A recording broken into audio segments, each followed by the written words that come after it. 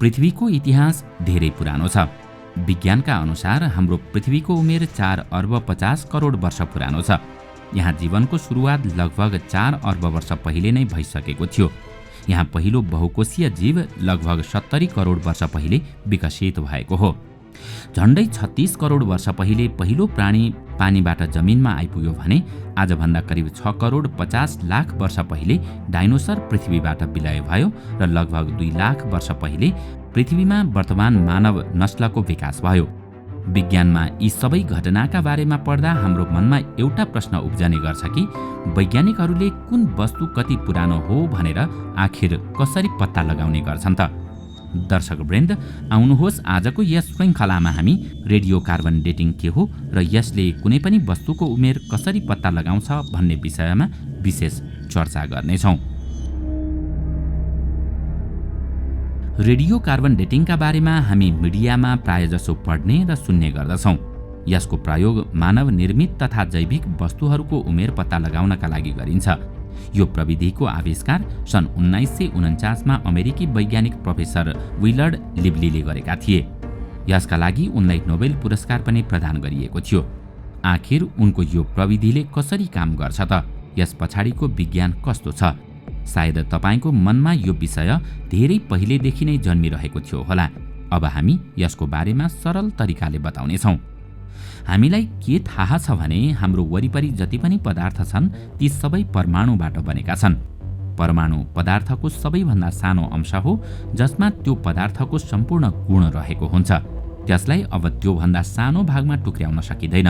यदि त्योभन्दा पनि सानो अंशमा टुक्र्याइयो भने त्यसमा रहेको गुण नष्ट हुन्छ। सबै पदार्थ केही आधारभूत तत्त्वहरू र त्यसको मिश्रणबाट बनेका हुन्छन्। यी आधारभूत तत्त्वहरूलाई हामी त्यसको परमाणुको सङ्ख्या अनुसार मिलाएर एउटा टेबलमा व्यवस्थित गर्न सक्छौँ, जसलाई हामी पिरियोडिक टेबल भन्ने गर्दछौँ।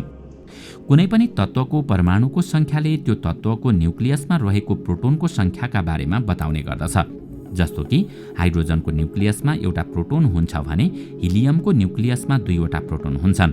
त्यसैले हाइड्रोजनको एटोमिक नम्बर 1 र हिलियमको 2 हो। अहिलेसम्म 118 वटा तत्त्वहरू पत्ता लागेका छन्।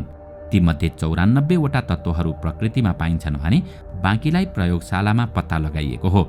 यी सबै तत्त्वहरूको आआफ्नो गुण हुन्छ जुन उनीहरूको कणका कारण प्राप्त हुने गर्दछ।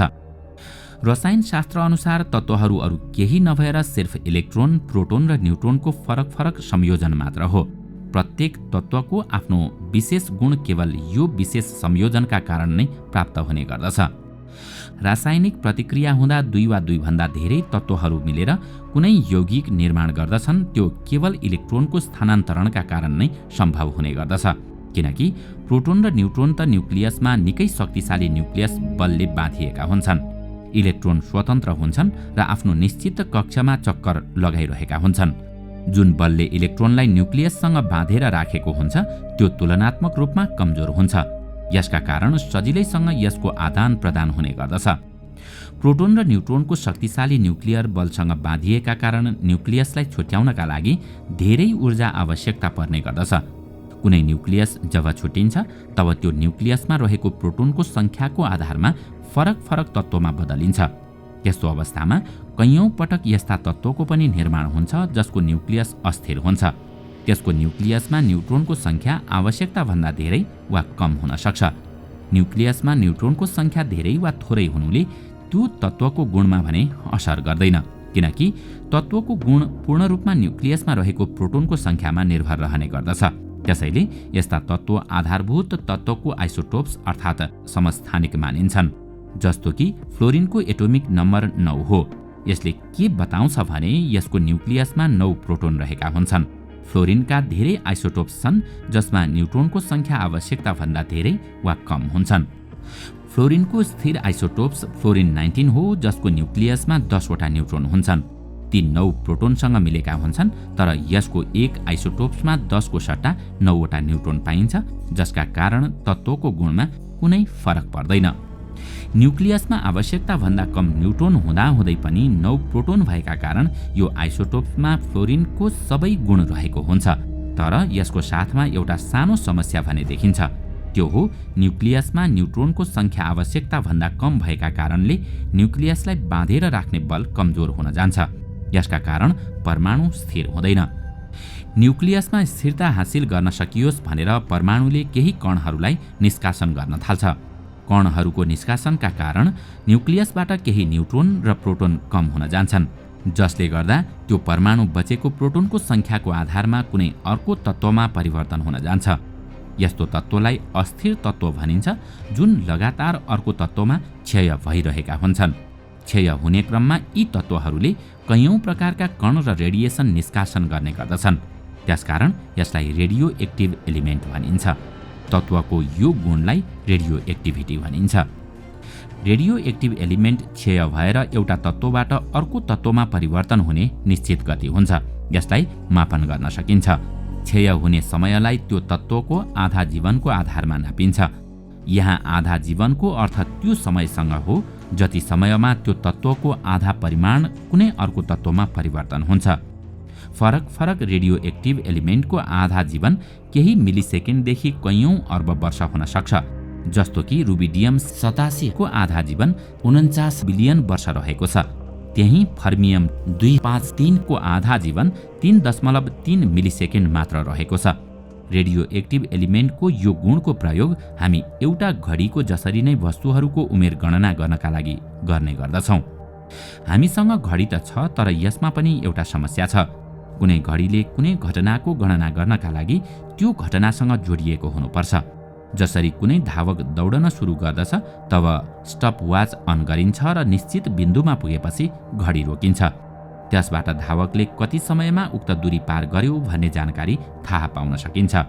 हो, अब यहाँ हामीले रेडियो एक्टिभ तत्त्वका रूपमा रहेका यी घडीलाई कुनै पनि घटनासँग जोड्न सक्छौँ। वास्तवमा अधिकांश रेडियो एक्टिभ तत्त्वका रूपमा रहेका यी घडीहरू ती घटनासँग नजोडिएका कारण हाम्रा लागि प्रयोगमा आउन सकेका छैनन्। अहिलेसम्म पत्ता लागेका केही घडी मात्रै यस्ता छन् जुन वास्तवमा हाम्रा लागि उपयोगी छन्। कार्बन 14 जसको आधा जीवन 5730 वर्ष रहेको छ, एउटा यस्तै घडी जसलाई हामी जीवाश्म अर्थात् फोसिल्सको उमेर पत्ता लगाउनका लागि प्रयोग गर्ने गर्दछौँ। कार्बनले विभिन्न प्रकारका संयोजन बनाउन सक्ने भएका कारण जीवनका लागि धेरै उपयोगी छ। कार्बन पृथ्वीमा रहेका जीवनको महत्त्वपूर्ण हिस्सा हो। त्यसैले वैज्ञानिकहरू पृथ्वीमा रहेको जीवन कार्बनमा आधारित छ भन्ने गर्दछन्। पृथ्वीमा रहेका जीव विभिन्न माध्यमबाट कार्बन लिने र छोड्ने गर्दछन्। जीवको जगतमा कार्बनको प्रवेश बोट बिरुवाको माध्यमबाट हुन्छ र यो खानाको माध्यमबाट सबै जीवको शरीरमा पुग्ने गर्दछ।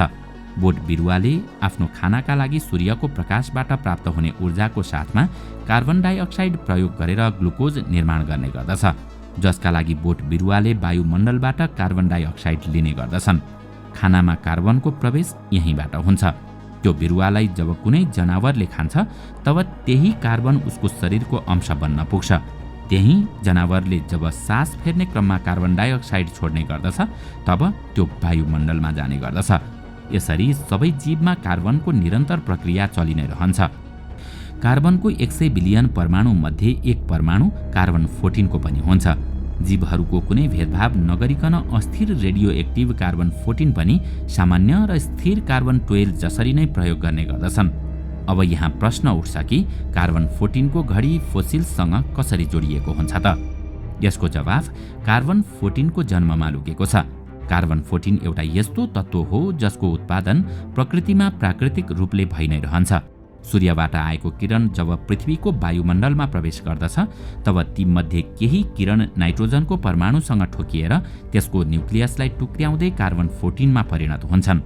नाइट्रोजन र कार्बनको परमाणुमा एउटा प्रोटोनको मात्रै फरक हुने गर्दछ।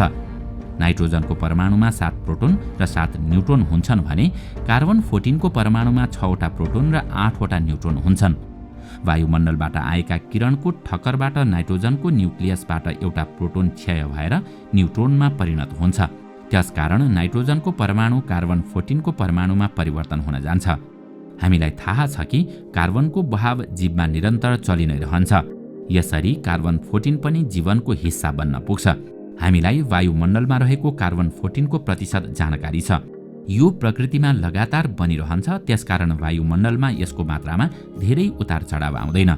त्यसैले सबै जीवमा कार्बन 14 को त्यति नै प्रतिशत पाउने गरिन्छ जति वायुमण्डलमा रहेको हुन्छ, तर त्यति बेलासम्म मात्रै जति बेलासम्म उक्त जीव जीवित रहन्छ, किनकि मृत्युपछि उक्त जीवले वायुमण्डलबाट कार्बन 14 लिन छोड्छ र कार्बन 14 रेडियो एक्टिभ भएकोले लगातार क्षय हुने गर्दछ। त्यसैले कुनै जीव मरेपछि उसको शरीरमा रहेको कार्बन 14 को मात्रा लगातार घट्न थाल्छ। कार्बन 14 को मात्रामा भएको यो कमी मापन गरेर हामी कुनै पनि वस्तु कुन समयमा कुनै जीवित प्राणीको हिस्सा थियो भन्ने पत्ता लगाउन सक्छौं। रेडियो कार्बन डेटिङ प्रविधिको प्रयोग गरेर लगभग 50,000 वर्ष पुरानो जैविक वस्तुको उमेर सही रूपमा पत्ता लगाउन सकिन्छ। तर कुनै जैविक वस्तु 50,000 वर्षभन्दा पनि पुरानो छ भने त्यसको उमेर कार्बन डेटिङबाट पत्ता लगाउन सकिँदैन, किनकि त्यति बेलासम्म कार्बन 14 को यति धेरै क्षय भइसकेको हुन्छ कि त्यसलाई ट्रेस गर्न नै सम्भव हुँदैन। दर्शकवृन्द, आजको श्रृङ्खला तपाईलाई कस्तो लाग्यो हामीलाई कमेन्टमा अवश्य बताउनुहोला। साथै आजको श्रृङ्खला तपाईलाई राम्रो लाग्यो भने लाइक तथा शेयर गरी हाम्रो च्यानललाई सब्स्क्राइब गर्न नभुल्नुहोला र साथमा रहेको बेल आइकन पनि थिच्नुहोस् ताकि हामीले अपलोड गर्ने नयाँ भिडियोको जानकारी सबैभन्दा पहिला तपाईलाई प्राप्त होस्। आजका लागि यति नै। अर्को भिडियोमा अझै रोचक तथ्य लिएर आउने नै छौं। तबसम्मका लागि बिदा दिनुहोस्। नमस्कार।